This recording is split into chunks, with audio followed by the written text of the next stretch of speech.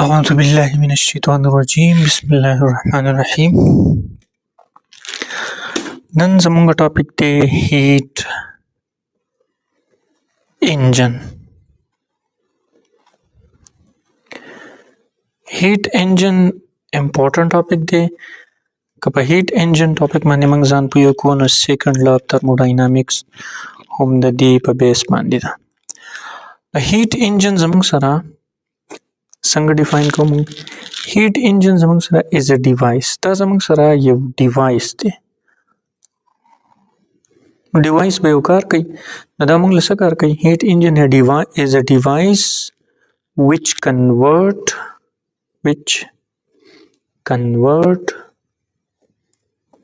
heat energy into mechanical work।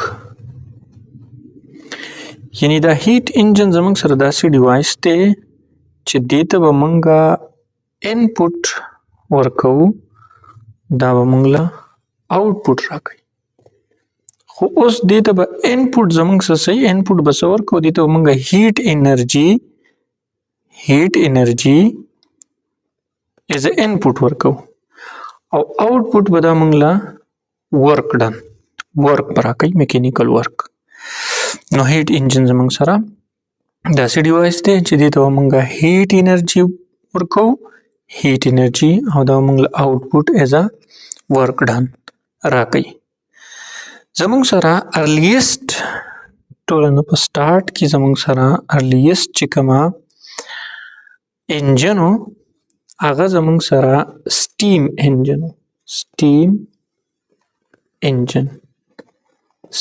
engine was the first earliest engine। दा ज़मूंग सरा दासी इंजन हो चे दा ये वेसल बानी मुश्तमिल हो और कि दलता यो पिस्टन लगी दले पदी वेसल की दन ज़मूंग सरा वाटर हो चिकला बदे दमंगा हीट एनर्जी वर्कला नो दा वाटर बा बॉयल शू बॉयल यानी वेपर्स या गैसियस फॉर्म तब चेंज शू स्टीम बदे जोड़ शू स्टीम अदगा वाटर मॉलिक्यूल पर गैसियस फॉर्म के बा द कंटेनर दा लिड बे पुश को और दा बा एक्सपेंड शू वर्क डन बे को नदा ज़मूंग सरा द स्टार्ट इंजन हो चे द स्टीम इंजन फॉर्म क्यों और दी की बा दे बा कार को वाटर बपा के बॉयल के दा मंग बा heat energy as input work वाला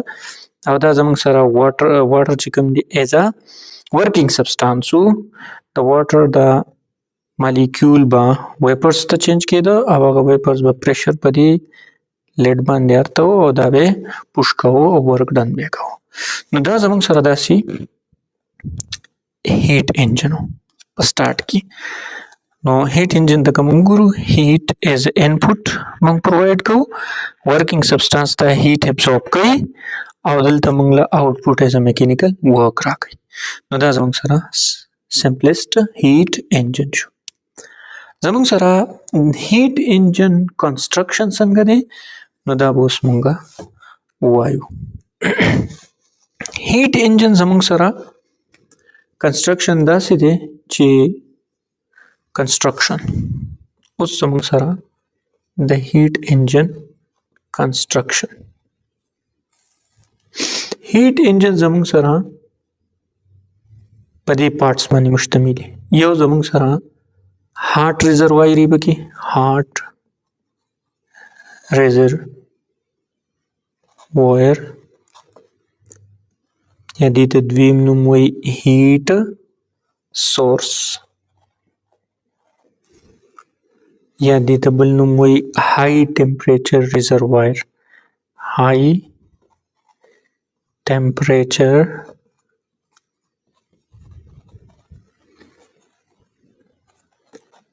रिजर्वायर HTR एब्रीविएटेड फॉर्म के होते हुए HTR हाई टेम्परेचर रिजर्वायर या हीट सोर्स या हॉट रिजर्वायर दा जमंग सरा द हीट इंजन यो पार्ट दे दा जमंग सरा show first part of the heat engine which is called hot reservoir या heat source दा जमंग सरा heat source और दीना is heat is input अखली working substance तदी temperature for example दा पर T1 temperature दे दा डीर high temperature ददी heat source temperature डीर ज़्याद high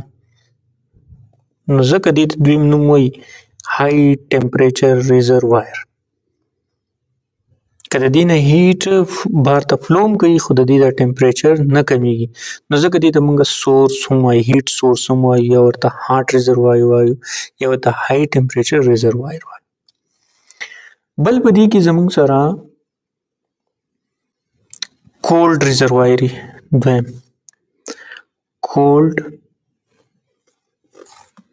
कोल्ड रिजर्वायर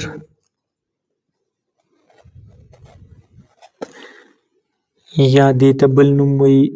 सिंक या देता बल नुमई लो टेम्परेचर रिजर्वायर दा जमंग सरा द्वैम पार्ट शो चिदा जमंग सरा पटी टू टेम्परेचर हुई अदा डेर लो टेम्परेचर है very low temperature the part ता कोल्ड रिजर्वायर हुई कोल्ड रिजर्वायर या देता LTR यानी लो टेम्परेचर रिजर्वायर दा टेम्परेचर बड़े ज़्यादा लो ही हाँ जमंग सर यो शो हाई टेम्परेचर रिजर्वायर यो पार्ट दा पड़ेर हाई टेम्परेचर बांधी और कदी ने हीट फ्लो कई दासी लो टेम्परेचर रिजर्वायर तंद दी टेम्परेचर की बा डिक्रीज नाराजी दक जिदा सोर्स दे दे हीट दक दी तमंगा हाई टेम्परेचर रिजर्वायर बल दा पार्ट दे दे हीट इंजन चिदा बा पटी टू पड़ेर लो टेम्परेचर बांधी दी कोल्ड रिजर्वायर हुई दी हाई टेम्परेचर और लो टेम्परेचर रिजर्वायर पर मींस की जमंग सरा द्रेम पार्ट दे द हीट इंजन चा गई तो वही वर्किंग सब्सटेंस दल तो जमंग सरा वर्किंग सब्सटेंस और दा आम तौर जमंग सरा गैस फॉर्म की द्रेम पार्ट जमंग सरा show the heat engine working substance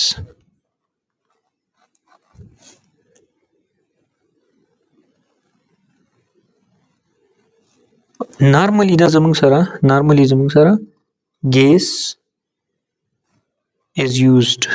gas is used is a working substance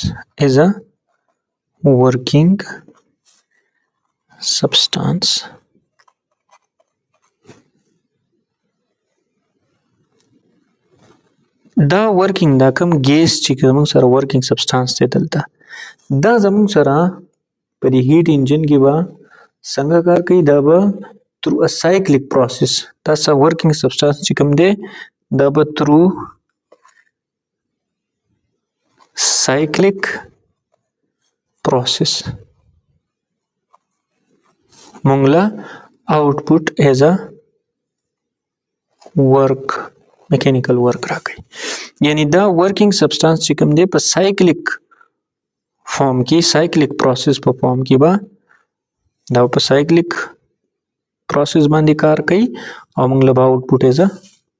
mechanical work रहा गई साइक्लिक प्रोसेस संगा दा वर्किंग सब्सटेंस पर संगा साइक्लिक प्रोसेस बांधी मंगला वर्क डन ना कई नो साइक्लिक प्रोसेस मंग दी तो आयु कयो सिस्टम दे जमंग सरा let's suppose this is a working substance और दे टेम्परेचर दे T1 प्रेशर है P1 वॉल्यूम है V1 कदे तमंगा हीट 8 को दे स्टेट ब change she د دې سټیټ نه وشي ټو سټیټ ته، یعنی هیټ دا ابزورب کی دا موویبل پسټن دی نو دا به ایکسپینډ شي، ایکسپینشن به وشي، والیوم یې انکریز شو. نو زموږ سره ټمپریچر T2 pressure P2 and volume V2. سټیټ 1 نه سټیټ 2 ته لاړ چې هیټ ابزورب کو او ورک ډن یې وکړو ایکسپینډ شو، یعنی ایکسپینشن ورکینګ سبسټانس ایکسپینشن وکړو او موږ له ورک ډن از آوټپوټ راکو. اوس کدا واپس څونه هیټ دی ابزورب کړی دی دونه هیټ موږ د دې نه ریموف کو نو دا به واپس کمپریس شي او واپس به د خپل 1 سټیټ ته راشي، د 2 نه 1 سټیټ ته راشي، کمپریشن به پکې وشي. کمپریشن working substance after compression gain its state 1. نو دا زموږ سره یو سایکلیک پروسس وشو. سایکلیک پروسس دی ته وایي چې هغې کې ورکینګ سبسټانس د یو سټیټ نه بل سټیټ ته لاړ شي، د بل نه بل ته لاړ شي او بیا واپس خپل اوریجنل سټیټ ته راشي، نو دې ته سایکلیک پروسس وایي.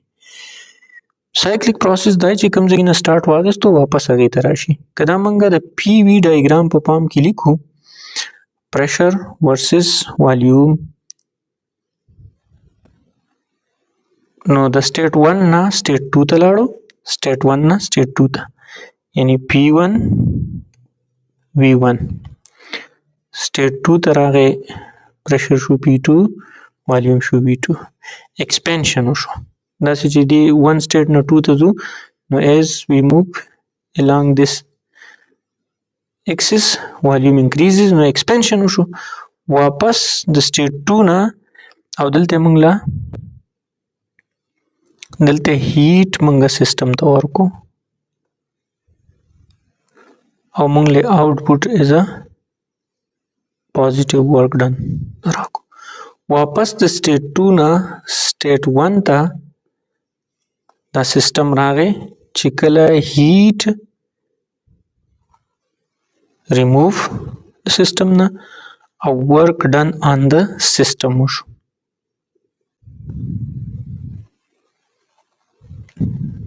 negative work done. نو دا زموږ سره دې ته سایکلیک پروسس وایي چې د کوم ځای نه سټارټ شوی د سټیټ نه لاړ 1 سټیټ نه لاړ 2 ته، د 2 نه واپس راغی 1 ته، نو دې ته وایي سایکلیک پروسس. نو زموږ سره چې په هیټ انجن کې دا کوم ورکینګ سبسټانس وي نو دا څنګه کار کوي؟ سایکلیک پروسس باندې کار کوي او موږ له آوټپوټ ایز ا ورک ډن نه کوي. سایکلیک پروسس سایکلیک پروسس داسې چې هغې کې کوم ورکینګ سبسټانس وي هغه په سټیټ 1 باندې د دې یو سټیټ وي چې کله هیټ ابزورب کړي بل سټیټ ته لاړ شي، ایکسپینډ شي، بیا د کوم سټیټ نه چې دا تللی واپس هغه خپل سټیټ ته راشي، نو دې ته موږ وایو چې دا سایکلیک پروسس وشو او خپل اوریجنل پوزیشن ته راغی، دې ته وایي سایکلیک پروسس. د سایکلیک پروسس د ټولو نه امپورټنټ خبره دا ده چې په سایکلیک پروسس کې به چینج ان انټرنل انرژي زیرو وي. دا یو خبره یاد ساتل پکار دي چې چینج ان انټرنل انرژي فار سایکلیک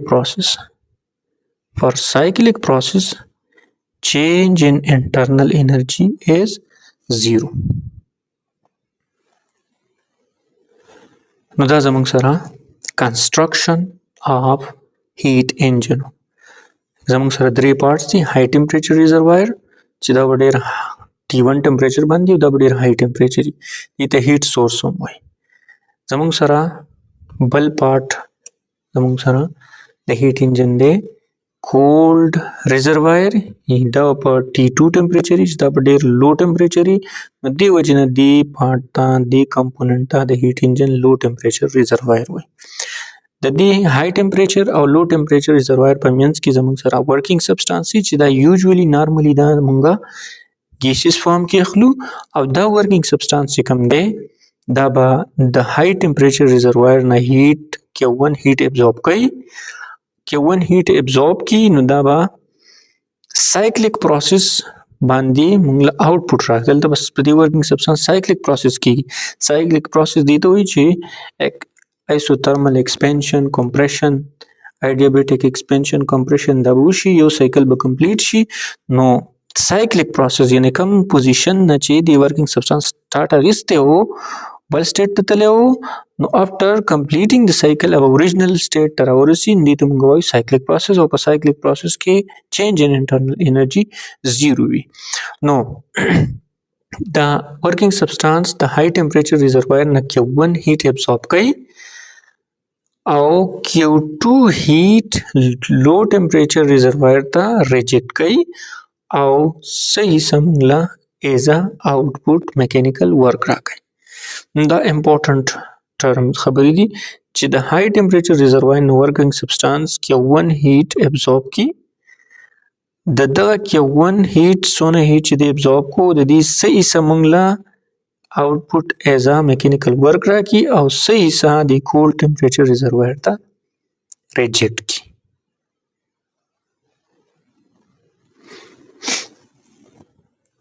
दी example ना सिने ची for example 100 joule heat working substance absorb को नो 40 joule मंगला मैकेनिकल वर्क परफॉर्म किया की और 60 जूल हीट को रिजर्वायर या लो टेम्परेचर रिजर्वायर ता रिजेक्ट की जमुन सर also the working ददी संगरे वर्किंग संग कई जमुन सरा उस they working of heat engine working of heat engine जमुन सारा वर्क संग गई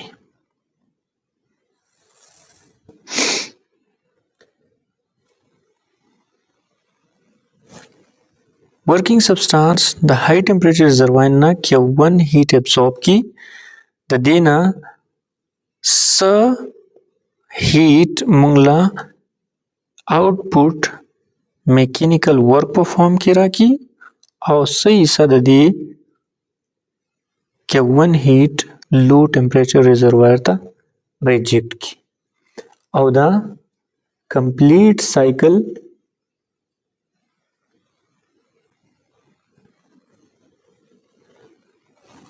now after one complete cycle the change in internal energy of the working substance is zero yo complete cycle चकला working substance पूरा की no change in internal energy the zero heat absorbed या दी तमंगा input होमोयो by working substance Agha Q1 they working substance सोना heat absorb को Q1 heat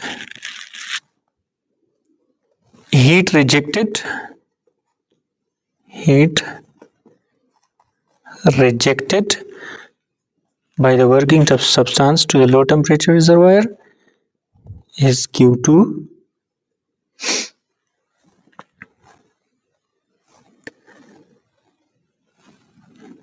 also मंग तो पता था according to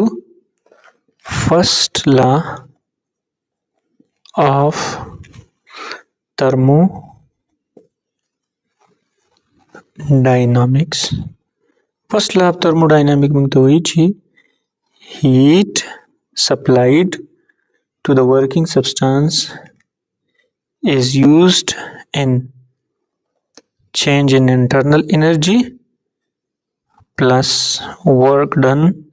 by the working substance and the surrounding first law of thermodynamics में तो दावी जिसने heat the working substance absorb की नदा बस the internal the working substance internal energy की change रहा वाली उससे वो मंगला output work done ना की उस दा यो complete cycle की internal energy जमुक सारा zero ना और change in heat the heat की सोना change दे न delta Q जमुक सारा बराबर दे the Q1 minus Q2 نو دا موږ دلته په دې فرست لا ترموډاینامیکس کې پوټ کو نو ډلټا کیو از ایکول ټو Q1 minus Q2 is equal to change in internal energy of the working substance after one cycle is 0. Change in internal energy په ځای باندې 0 شو او work done is output as موږ څه شو W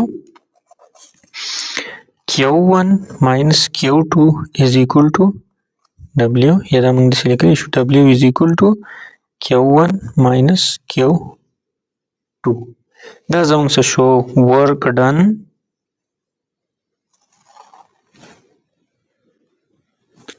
by the working substance and the surrounding دا زموږ سره output شو output ګورئ زموږ سره په دې هیټ انجن کې Q1 زموږ سره input دی Q1 زموږ سره input دی چې working substance ته راځي دی absorb کوي نو دا input دی او work done mechanical work done زموږ سره output دی کوم چې برابر دی Q1 minus Q2 نو دا زموږ سره شو working of heat engine څونه work done کوي heat engine Q1 minus Q2 یعنی څونه heat absorb کو working substance او څونه reject کو د دې دوانو difference زموږ سره work done by the heat engine دی که دلته موږ وګورو نو work done 100 joule heat absorb کړی دی 60 joule heat reject کړی دی نو working of this heat engine work بسئ work is equal to Q1 minus Q2 نو دلته putting وکئ Q1 دی 100 joule minus Q2 دی 60 joule نو work done by the engine 100 minus 60 is equal to 40 joule نو دا زموږ سره work done is 40 joule اوس زموږ سره د هیټ انجن زموږ سره بل یې efficiency نو دا خبر نوٹ کړئ چې input زموږ سره څه دی په هیټ انجن کې او output زموږ سره څه دی نو دې نه بعد به اوس موږ وایو efficiency of heat engine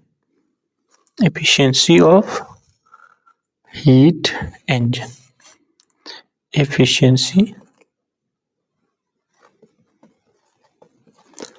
efficiency of heat engine efficiency is denoted by this eta efficiency زموږ سره موږ څنګه define کوو نو efficiency زموږ سره داسې define کیږي چې efficiency is the ratio of output او دلته زموږ سره output په heat engine form کې زموږ سره output دی work done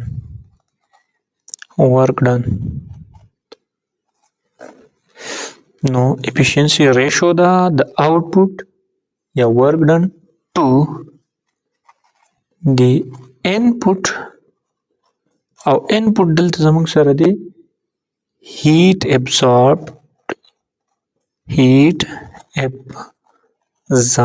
by the working substance نو efficiency زموږ څه شوه ratio شوه د چا ratio شوه د output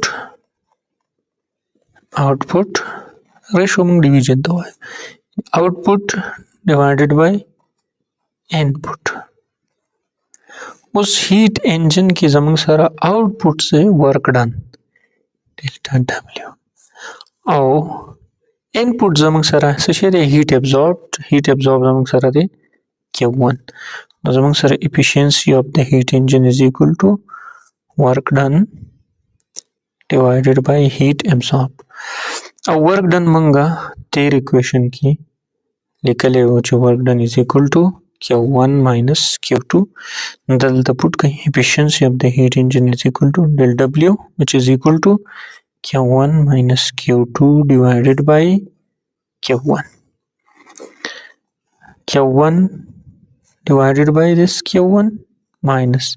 Q2 divided by Q1 دا ځان له Q1 ډیوایډ شو او دا Q2 ځان له ډیوایډ شو. So the efficiency is equal to 1 minus Q2 divided by Q1. دا زموږ سره efficiency of the heat engine شو. Q2 heat rejected to the cold reservoir دی. Q1 زموږ سره heat absorbed دی.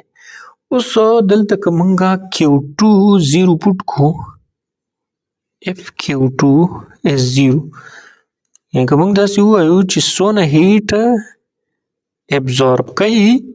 ورکینګ سبسټانس هغه ټوټل زموږ سره آوټپوټ یعنی ورک ډن مونږ له راکوي. نو Q2 به 0 شي. نو که مونږ Q2 0 پوټ کو نو efficiency ته ګورئ efficiency به صحیح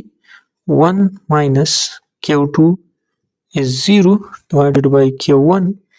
So the efficiency become 1 minus 0. Efficiency become 1 او که percentage ته واړو نو دا 100% شو.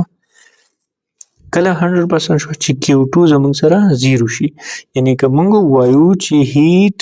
لو ټمپریچر ریزروایر ته نه ریجیکټ کیږي هیټ لاس نشته ټوټل انپوټ چې کوم دی څونه هیټ دا ورکینګ سبسټانس ابزورب کوي ټوټل مونږ له آوټپوټ ورک ډن ته کنورټ کوي. نو دا پاسیبل نه 100% efficient انجن پاسیبل نه دی. خامخا به Q2